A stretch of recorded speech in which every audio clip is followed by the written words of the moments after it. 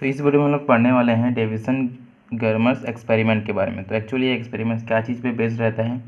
ये एक्सपेरिमेंट है experiment for validity of the de Broglie relationship by diffraction of electron beam by nickel crystal. मतलब यहाँ पे हम लोग जो निकल क्रिस्टल से इलेक्ट्रॉन बीम जनरेट होगा, डिफ्रैक्ट होगा, उसके हेल्प से हम लोग ये प्रूव करेंगे कि जो आपका डी ब्रोगली रिलेशन है वो आपका वैलिड है या नहीं है। ठीक है, तो एक्चुअली इसमें आपको करना क्या है, इसमें आपको दो रिलेशनशिप मिलेंगे। ठीक है, एक आपको मिलेगा ब्रैग्स रिलेशन एक्सपेरिमेंट, तो एक्सपेरिमेंट के थ्रू जो है कि n lambda is equal to 2d sine theta, यहाँ पे लैम्डा फॉर वेवलेंथ हो जाएगा। ठीक है, सेकंड अपन को रिलेशनशिप जो है डी ब्रोगली का, उसके हेल्प से लैम्डा मिलेगा। तो दोनों रिलेशनशिप के हेल्प से अपन को वेवलेंथ लैम्डा का वैल्यू फाइंड करना है और देखना है कि दोनों सेम आ रहे हैं कि नहीं आ रहे हैं, या दोनों के आसपास आ रहे हैं। अगर दोनों सेम आएंगे तो जो डी ब्रोगली रिलेशन है वो वैलिड हो जाएगा, अगर अलग अलग आते हैं तो अनवैलिड होगा। ठीक है, अब हम इस एक्सपेरिमेंट के अरेंजमेंट की ओर बढ़ते हैं। तो सबसे पहले आप टोटल डायग्राम, ठीक है, इस पर आपका बी जो है वो क्या है, बैटरी है। एफ जो है वो आपका फिलामेंट है। जी आपका क्या है, कोलिमेटिंग अपर्चर है। ठीक है, आपका जो साई है ये आपका इलेक्ट्रॉन बीम और इंसिडेंट इलेक्ट्रॉन बीम और रिफ्लेक्टेड इलेक्ट्रॉन बीम के बीच का एंगल है। सी फॉर आपका यहाँ पे क्रिस्टल है। ठीक है, एस फॉर ये स्केल है एक, और डी फॉर डिटेक्टर है। तो इस एक्सपेरिमेंट सबसे पहले होता क्या है, ये जो एफ फिलामेंट है ये इसको बैटरी की हेल्प से इसको हॉट करते हैं, गर्म करते हैं। ठीक है, जैसे ये फिलामेंट गर्म होगा यहाँ से बीम निकलेंगे, आगे की ओर बढ़ेंगे। ठीक है, तो यहाँ पे जो जी है आपका कोलिमेटिंग अपर्चर, इस इलेक्ट्रॉन्स को इसके थ्रू होकर आगे बढ़ना पड़ेगा। ठीक है, इस जो एफ फिलामेंट से जो इलेक्ट्रॉन निकलेंगे उसको इसके थ्रू आगे बढ़ना पड़ेगा।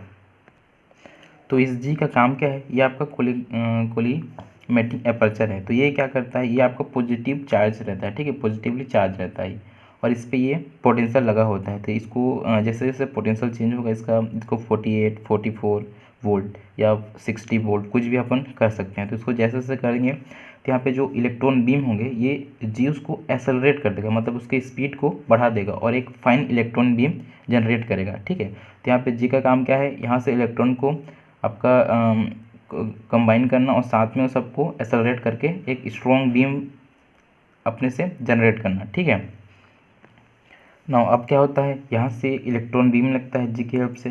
तो ये इलेक्ट्रॉन बीम होता है फर्दर स्ट्रेट लाइन में ट्रैवल करता है और यहाँ पे क्रिस्टल सी को स्ट्राइक करता है। जैसे क्रिस्टल को स्ट्राइक करता है ये क्रिस्टल क्या करता है, इलेक्ट्रॉन बीम को डिफ्रैक्ट कर देता है।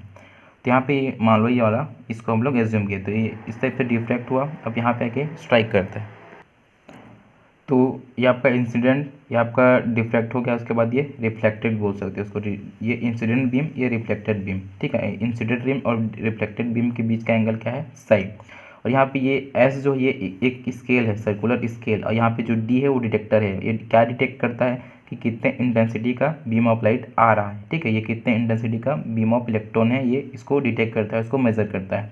ठीक है, तो एक बार फिर से आपको मैं पूरा एक्सपेरिमेंट समझा देता हूँ। सबसे पहले बैटरी की हेल्प से फिलामेंट को हॉट करते हैं, फिलामेंट से इलेक्ट्रॉन निकलते हैं इधर उधर जिधर भी। तो ये जी क्या करता है, सबको एक साथ लेके यहाँ पे एक्सेलरेट कर देता है, किसकी हेल्प से, पोटेंशियल की हेल्प से। और ये क्या होता है, पॉजिटिवली चार्ज। तो सबको कंबाइन करके यहाँ से एक्सेलरेट करके स्ट्रॉन्ग बीम फेंकता है यहाँ से, समझो। तो ये जाता है जाता है जाता है, यहाँ से स्ट्राइक करता है सी पे, यहाँ से डिफ्रैक्ट हो जाता है। तो जो मैक्सिमम इंटेंसिटी या जिस भी इंटेंसिटी कोई एक लेते हैं, तो मान लो ये इस तरफ से आता है, यहाँ पे स्केल में डिटेक्टर रहता है जो कि उसको डिटेक्ट करता है और कितना मेजरमेंट है, कितना इंटेंसिटी का है वो पता करता है। तो ये आपका टोटल एक्सपेरिमेंट। ठीक है, तो इससे हमको क्या मिला ये अपन आगे पढ़ेंगे। तो यहाँ पे हमने एक ग्राफ ड्रॉ किया है, किसके किसके बीच, drawing the graph between psi and I. ठीक है, आई मतलब intensity of beam by accelerating voltage V get. ठीक है, आपको क्या क्या चीज़ को चेंज करना है, तो यहाँ पे एक डायग्राम देख लीजिए। ठीक है, तो अपन को यहाँ पे ये जो साई है उसके बीच और ये डिटेक्टर जो इंटेंसिटी ऑफ बीम, जो बीम आएगा उसको जो मेजर करेगा, उन दोनों के बीच में ड्रॉ करना है क्या, ग्राफ। किसके हेल्प से, इस वोल्टेज को चेंज करके। ठीक है, कैसे, इसको 48 करके देखते हैं, इसको 44 करके देखते हैं, इसको 60, 50 जो भी है, जितने वोल्ट लगा हमको चेंज करेंगे, फिर मेजर करेंगे कि ये कितना होता है, ये कितना होता है, और एक ग्राफ ड्रॉ करेंगे।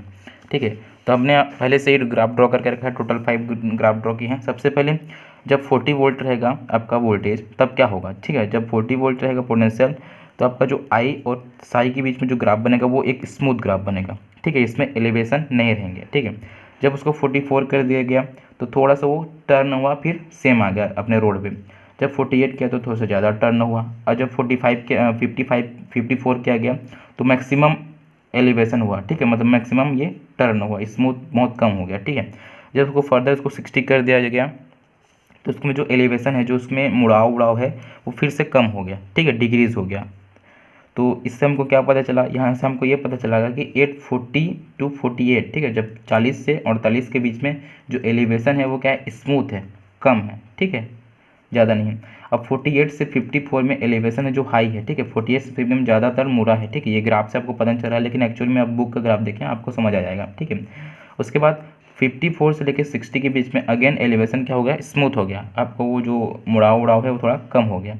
तब हमको क्या पता चला, यहाँ से 48 और 54 में हाई एलिवेशन होता है, ये आपको नोट करना है, ठीक है। तो अपन को इसी के बीच का कोई एक साई का वैल्यू पुट करना है या पोटेंशियल का वैल्यू पुट करना है। तो यहाँ से ये पता चलता है कि this proof that the nickel crystal behaves like a deflecting grating, ठीक है। तो हमको यहाँ से ये जो एलिवेशन है इससे ये पता चलता है कि ये जो निकल क्रिस्टल है वो डिफ्लेक्शन ग्रेटिंग के जैसे बिहेव करता है, तो उसको हम लोग क्या मान सकते हैं, उसको डिफ्लेक्शन ग्रेटिंग मान सकते हैं, ठीक है। तो ये जो ग्राफ अपन क्यों बनाए, हमको यही चीज़ प्रूव करना था कि ये एक डिफ्लेक्शन ग्रेटिंग है जो निकल क्रिस्टल है, ये अपन को प्रूव करना था, इसलिए अपन को ये ग्राफ ड्रॉ करना पड़ा। तो यहाँ पे अपन को जो ब्रैकेट्स रिलेशनशिप है उसके लिए अपन को थीटा का वैल्यू चाहिए। तो थीटा का वैल्यू कहाँ से मिलता है, क्या रहता है, उसके लिए अपन को पहले डायग्राम समझना पड़ेगा, ठीक है। तो ये आपका डायग्राम, अब इस वाले पोर्शन को देखिए, ये क्या आपका क्रिस्टल, ठीक है। तो यहाँ पे ये तो साई हो गया, लेकिन ये थीटा हो गया आपका, ये थीटा हो गया, तो यहाँ से यहाँ दोनों का एंगल क्या हो जाएगा, आपका थीटा हो जाएगा, ठीक है। तो इस चीज़ को अपन थोड़ा सा जूम करते हैं, ठीक है। ये आपका डायग्राम देखिए, ठीक है, इसी को हम अपन जूम करके यहाँ पे डायग्राम बनाए हैं। तो ये आपका कंप्लीट डायग्राम। तो क्रिस्टल मतलब क्या होता है, उसका जो लेयर बन के जो बनता है उसके बोलते हैं क्रिस्टल, ठीक है। जो लेयर टाइप का, ये आपका फर्स्ट लेयर है, आपका सेकंड लेयर है, आपका थर्ड, ये आपका फोर्थ, इस टाइप से लेयर जो बनता है उसको बोलते हैं क्रिस्टल। और एक लेयर से दूसरे लेयर के बीच का डिस्टेंस है डी, जो कि अपन को मेज़र किए तो अपन का आया 0.91 एंगस्ट्रॉम, ठीक है, क्रिस्टल के लिए। तो इस चीज़ को भी अपन नोट करके रखेंगे। तो ये देखिए आपका, ये आपका इंसिडेंट इलेक्ट्रॉन बीम, ये आपका डिफ्रैक्टेड इलेक्ट्रॉन बीम, ठीक है। इन दोनों के बीच का एंगल क्या है, 50 डिग्री। अपन 50 डिग्री वाले को लेके देखे हैं, ठीक है। तो ये आपका है इंसिडेंट और डिफ्रैक्टेड, ठीक है। तो अपन यहाँ से एक स्ट्रेट लाइन ड्रॉ किए, मतलब है थोड़ा है, लेकिन इस बीम के लिए स्ट्रेट लाइन ड्रॉ किए, ठीक है। अब यहाँ पे स्ट्रेट लाइन ड्रॉ किए तो ये आपका थीटा ले लिए, ये भी सेम एंगल का होगा थीटा। तो इस चीज़ को अपन थोड़ा सा रोटेट करके यहाँ पे फिर से फर्दर एक डायग्राम बनाए हैं, ठीक है। तो यहाँ से अपन को ये मिल गया, ये आपका इंसिडेंट, ये आपका रिफ्लेक्टेड, ये मान सकते हो इसको इंसिडेंट, ये इसको रिफ्लेक्टेड, और दोनों जो बचे कुछ एंगल है स्ट्रेट लाइन में, ये थीटा, ये भी थीटा। तो यहाँ से अपन को क्या मिल सकता है, यहाँ से देखिए एक स्ट्रेट लाइन टोटल का होता है 180 डिग्री, 180 डिग्री में 50 घटा साई को घटा देंगे तो बचेगा क्या, 2 थीटा, ठीक है, सिंपल मैथमेटिक्स से। तो यहाँ से साई का वैल्यू पुट कर सकते हैं 50 क्यों पुट किया, क्योंकि हमको हाई एलिवेशन चाहिए, ठीक है, हाई एलिवेशन में मेजरमेंट करना है, इसको चीज़ को मैंने नोट करने के लिए बोला था, ठीक है। तो अपन को ये रिलेशनशिप मिल गया, 2 theta is equal 180 degree minus 50। अपन को यहाँ से फर्दर सॉल्व करेंगे तो इससे माइनस किए तो 130 आया, फिर थीटा इज इक्वल टू 130/2 किया तो 65 डिग्री आया। तो थीटा का वैल्यू अपन को मिल गया क्या, 65 डिग्री। यहाँ पे जो डी है, मैंने आपको पहले बताया था, ये जो डी है ये दो लेयर के बीच का डिस्टेंस है, ठीक है। तो ये अपन को जब मेज़र किए, या क्रिस्टल का जो कांस्टेंट रहता है वो क्या हो जाएगा आपका 0.91 एंगस्ट्रॉम, एंगस्ट्रॉम मतलब 10 टू द पावर 10 ठीक है। तो अब अपन को यहाँ से क्या मिल गया, थीटा का वैल्यू मिल गया, डी का वैल्यू मिल गया। अब अपन वेरिफिकेशन की ओर आगे बढ़ेंगे। तो अपन को क्या बोला था मैं वेरिफिकेशन में, तो वेरिफिकेशन के लिए हमको दो रिलेशनशिप है, एक आपका ब्रैग्स रिलेशनशिप और एक है डी ब्रोगली, ठीक है। तो ब्रैग्स के लिए अपन को क्या क्या चाहिए, यहाँ पे डी का वैल्यू चाहिए और थीटा का वैल्यू चाहिए था। तो डी और थीटा दोनों का वैल्यू मिल गया।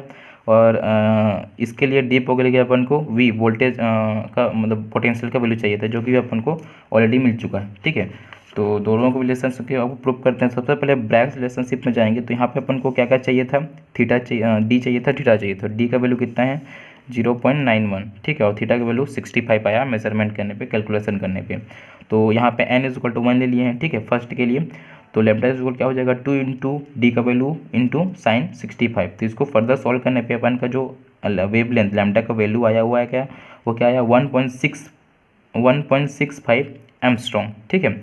ये चीज़ नोट कर लेना कि हमको ब्रैग्स रिलेशनशिप से लैम्डा का वैल्यू आया 1.65 एंगस्ट्रॉम। अब अपन इसको डी ब्रोगली की हेल्प से फाइंड करेंगे।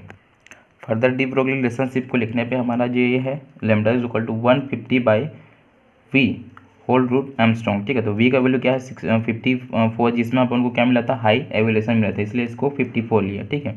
तो 54 रखने पे इसको फर्दर सॉल्व करने पे अपन का जो लैम्डा का वैल्यू आएगा, वेवलेंथ का जो वैल्यू आएगा वो आएगा 1.67 एमस्ट्रॉन्ग, ठीक है।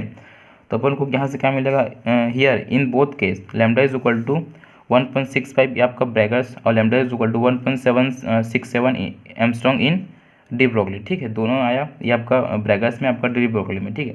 तो दोनों के बीच में डिफरेंस कितना है, बस बहुत मिनिमम, एकदम बहुत कम डिफरेंस है। तो ये क्या हो सकता है, नेग्लिजिबल हो सकता है, ठीक है। तो यहाँ से ये पता चला D Broglie relationship valid for the electron beam which so that it's also have a wave nature, ठीक है। तो अपन को यहाँ से ये मिला कि आपको दोनों का जो वेवलेंथ का मेजरमेंट है वो ऑलमोस्ट सेम आया, ठीक है। तो यहाँ से जो डी ब्रोगली क्या चीज़ के लिए रिलेशनशिप दिया था, वो वेव के लिए रिलेशनशिप दिया था। अपन का जो ये जो रिलेशनशिप है ये वेव पे वैलिड होता है।